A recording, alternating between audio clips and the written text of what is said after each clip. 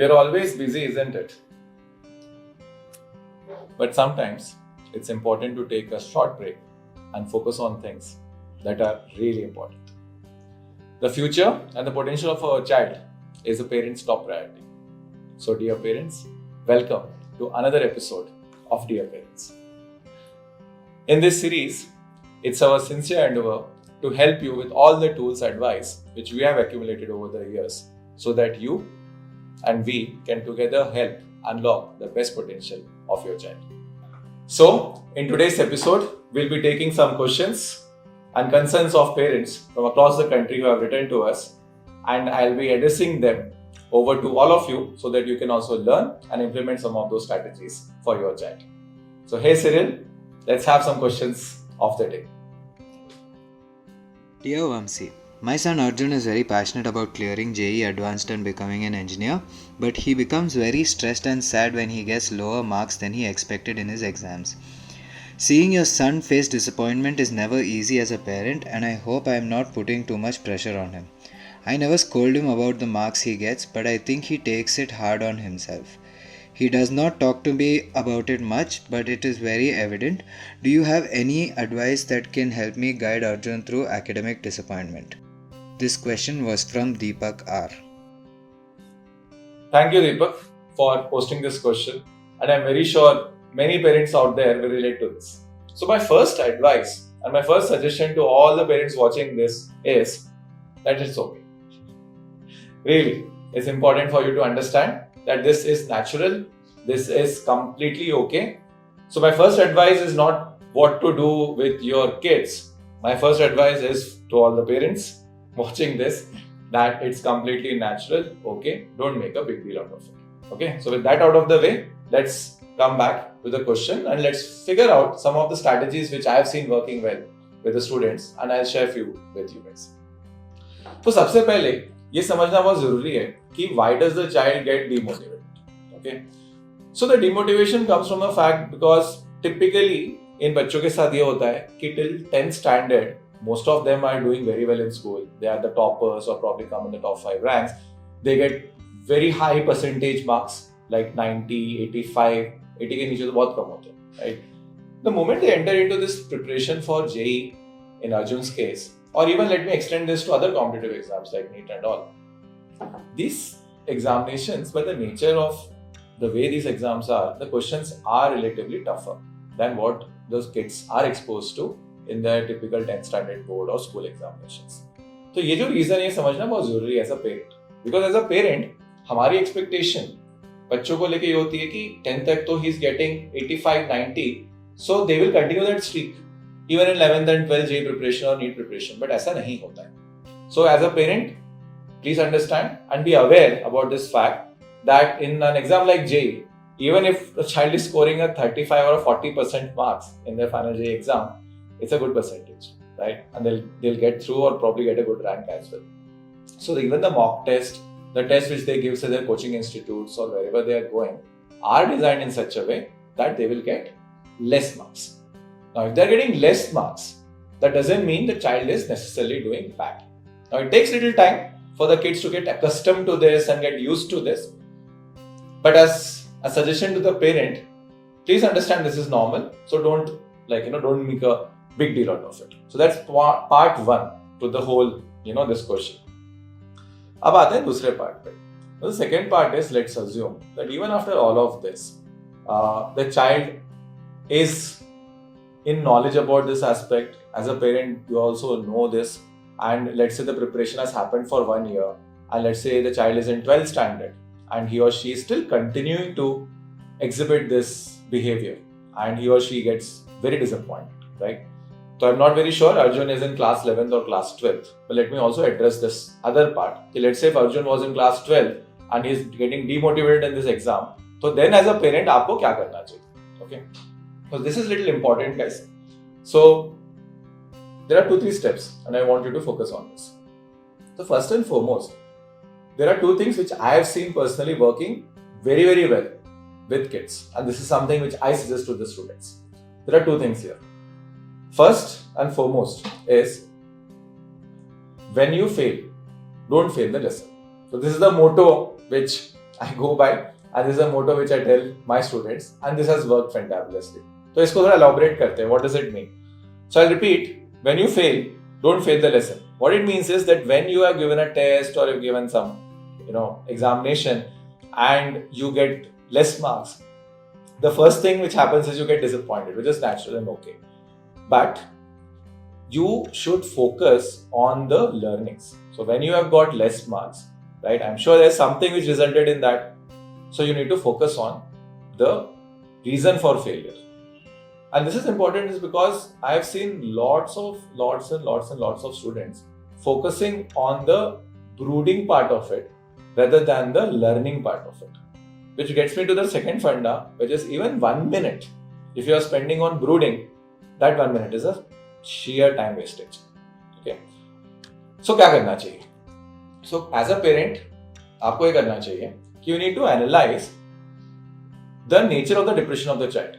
You need to understand what is the questions he or she is asking themselves. What are the things they are telling you? Okay. And there are two classes of these questions. The one class of the questions is what I typically called is brooding questions. Like, oh, I am worthless, मेरे से नहीं होता है, मैं हमेशा ही मेरे कम number आते हैं, मैं इतनी मेहनत करती हूँ बट मेरे नंबर्स नहीं आते हैं. All these kind of questions, right, which you don't have any control on. It's essentially just like brooding. These questions are not productive, and we should get a child out of this psychology, and we'll discuss how to do that. The second kind of questions are what I call as productive questions, which are positive and learning focused. For example, the questions of this nature would be, what did I do wrong? What could I have done to improve? What pattern of questions am I doing it wrong? Is there any chapter or a topic which I'm consistently leaving? I mean, you get the drift of it. ये सारे जो questions हैं, this kind of questions are what I call as positive questions. So as a parent, you need to understand whether the child is spending a lot of time on brooding and just being disappointed, or the child is actually, asking the right questions and learning from that failure so that in the next test and the next exam, the child can do better. So as a parent, what can you do? First and foremost, what I do, I'll tell you, is disappointment is natural. So I first give the students little time to brood, and I call that a brooding time. Okay. तो I tell some of the students कि काम करो, आज घर जाओ और आज का पूरा दिन जो है ना, जितना तुमको सोचना है, जितना तुमको रोना है, जितना तुम्हें ब्रूड करना है, तुम कर. So let's call it brooding time. But tomorrow morning when you get up, you will promise me that you will not spend even single minute on brooding. We'll only spend time on analyzing where did we go wrong and analyzing the strategy and then creating a game plan for how can we improve and how can we get better. So as a parent, dear parents, I would suggest a similar strategy wherein you can help your child first getting over this disappointment, and it takes little time, which is okay and natural. But very soon you need to push them into this positive mindset and sit with them, work with them, help them analyze some patterns as I mentioned, right? And that will definitely help them identify where they can improve. And I'm sure in the next test and the next to next test, they will apply that and hopefully get better. So all the best to Arjun for your J exam, and hope Deepak this helps. Alright, so then let's have our next question. Cyril? Hi Vamsi, it's great that you have started addressing parental concerns. On that note, I am curious about how we can guide our children to manage time effectively. Even beyond the JEE examinations, time management is an important skill that is required for building one's career, for higher studies, and maintaining a balanced personal life. I have spoken to my daughter Chandrika about time boxing and how it helps prioritize and complete tasks on time. Personally, it is what has helped me the most in managing my time. But I'm sure that you have more experience with children who are preparing for exams, so please advise us about even more effective time management techniques for students. This question was from Raju T. Thanks Raju for asking that question, and you are very right. Time management is one of the pertaining problem statements which every kid, and let me promise you, every student, every kid who prepares for these examinations face. In fact, why just kids? I'm sure like people like us, even today, I face this challenge of time management in my everyday life. So this question is very, I would say, universally applicable, and there are lots and lots and lots of techniques, tools out there which can help with time management. So without going into all of that, what I'll try to do is share some experience of things which work well with kids, because that's what we are here for. So Chandrika, you are saying is preparing for her J examination. So I'll try to probably tell you about some of the stuff which has worked relatively well for students who are preparing for J examination. So the thing is this: the time management happens once we are very clear what do you need to prepare for. So that's a different topic altogether. Maybe I'll cover that as part of some other video, wherein we need to be very clear about our objectives. So if objectives are not clear, then this whole time management thing is not very effective. Okay, I'm telling that because many a times I've seen the problem is of objective fixation, और जब तक वो नहीं हुआ है, people spending a lot of time on time management and being very regimented about how they are spending their time isn't very effective. Okay, so just important point for all the parents, कि you should first check कि is the objective very clear. Is the objective and the strategy very clear? And I'll have a separate video on that topic also. Right? Now let's come down to the fact that time management कैसे better करना है. Assumingly the strategy part and what we need to achieve part is clear. Now in time management, what typically I have seen as a problem with the students is there is no timetable itself to begin with. Okay. तो ये सबसे पहली चीज है जो हमें address करनी चाहिए as a parent, that we need to check whether our child is और is having a timetable in the first place itself. So if there is no timetable, there is no steady schedule, there is no discipline around like कब क्या करना है, then the time management तो naturally would not happen. Okay. So what do I do this is whenever a child comes to me and says that sir, the problems are typically like this, sir, सवाल नहीं बन रहे हैं, sir exercise करने बैठता हूँ but वो exercise कभी होता नहीं है, काफी कुछ चीजें छूट जाती हैं, there are lot of pending topics, there are lot of pending questions, I am not able to complete my homework, I am not able to complete my tutorials which are given to me wherever I am studying. These are all symptoms of bad time management. Okay, so I am just boxing it so that you all know that when do you figure out कि time management is a problem or not. क्योंकि ये भी important है ना, as a parent you need to understand whether this is a problem or not. Okay, so these are all the symptoms around it. तो कैसे करें? So first and foremost is you need to sit with your child and figure out is your child following some timetable. In most of the cases there isn't any. Okay, 90% of the cases. So my advice number one is let's go and create a timetable. Now, how to create timetable, I'm not going into it, although there are some ways to do it. Maybe we'll cover that again as a separate thing. But all of you have some sense about how do you create a basic timetable, have time blocks into it, sit with the child, co-create it, never ever create it and impose it on the child. Please parents, repeating this, I've seen this backfiring miserably. Never do this. There are some parents who have this tendency. So, let's not do that. You need to sit and co-create it with your child. And once it is created, please ensure that every block of time is accounted for. I'll elaborate. One of the things I've seen where parents or even students go wrong is they only put time for study and they don't put time for other things. That's not a timetable. You need to create a timetable which has time slots for everything. जब से बच्चा उठता है उसके बाद if he is having his breakfast, if he is going to school, if he is whatever, taking a play break, music break, whatever it is, everything needs to be accounted for. Okay, then only it's a timetable. So try creating that, and I would suggest go it with a week.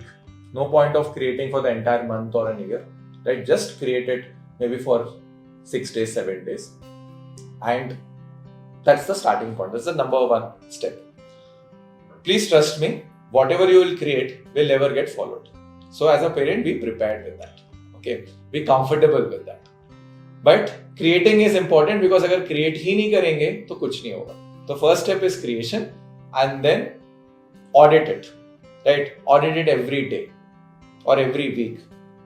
check out your frequency, right? But auditing is the next most important step which you should do, because creation करके बस छोड़ देने से कुछ नहीं होता, trust me, right? The second step is audit. So in audit, what do you do? Nothing, but simple. बैठ के again with the child, you sit and just go through the timetable and just ask the child, or maybe if you are at home, you are observing a child yourself, then you know exactly कि जो लिखा था वो हुआ कि नहीं हुआ. That is basically what you need to do. Just check what you have written, was that followed or not followed, and be very honest about it. And trust me, in the start, I have seen not even a 30% compliance.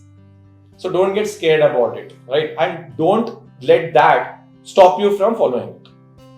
90% of the people do this mistake, that they've created a timetable, it doesn't get followed, and they stop. And that is the reason why for majority of the students, time management still remains a problem, right? But if you just follow this simple strategy, that you should create, be flexible about changing it, and be okay with that not getting completely followed, then you will be better.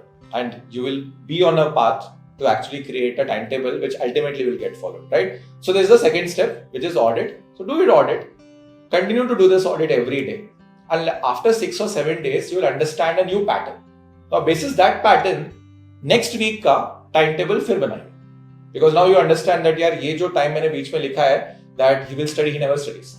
So don't put it, right? Change it into something else and make a more practical one. I promise you this, that if you can continue this for more than 2 weeks, the third week timetable which you will create, you will see more than a 50% compliance to that, right? And you just continue on that. And within a month, if you can persist with this, and please, I'm like emphasizing on this word, if you can persist with it, have the discipline to just do it over and over again, after a month, you will have a timetable which really works, which will have more than 75-80% compliance, and you will not have this problem anymore, right?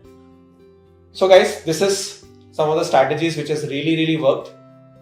I really would want you guys to go and apply that, have patience, and do tell me in the comment section if it has worked for you. I'd love to get your response. Alright, so that's all, my dear parents, for today's episode of Dear Parents.